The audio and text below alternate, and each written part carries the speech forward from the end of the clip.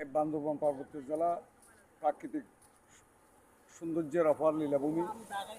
বান্দরবান পার্বত্য জেলাতে এই সাঙ্গু নদী একসময় খুবই ছোটো ছিল। এটা আল্লাহরের অপার মহিমা। আল্লাহ পাক রব্বুল আলামিন মানুষের সুবিধার জন্য এই নদীটা আস্তে আস্তে অনেক গভীর হয়ে গেছে, বড় হয়ে গেছে। কিন্তু মানুষ তো আসলে প্রাকৃতিক সম্পদকে রক্ষা করতে চায় না।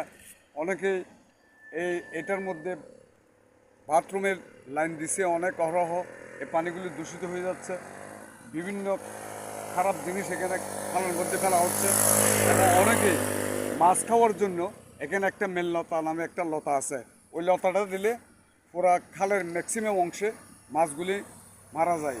ও মাছগুলি নিয়ে মানুষকে বাজারে বিক্রি করে অনেক সময় তারা পারিবারিক উপার্জন করে।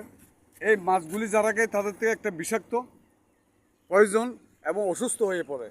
সেই জন্য একদিকে প্রাকৃতিক সম্পদ নষ্ট হচ্ছে, আরেকদিকে এই বান্দরবানের যে একটা হওয়ার সম্ভাবনা ভবিষ্যৎ, এটাও নষ্ট করতেছে।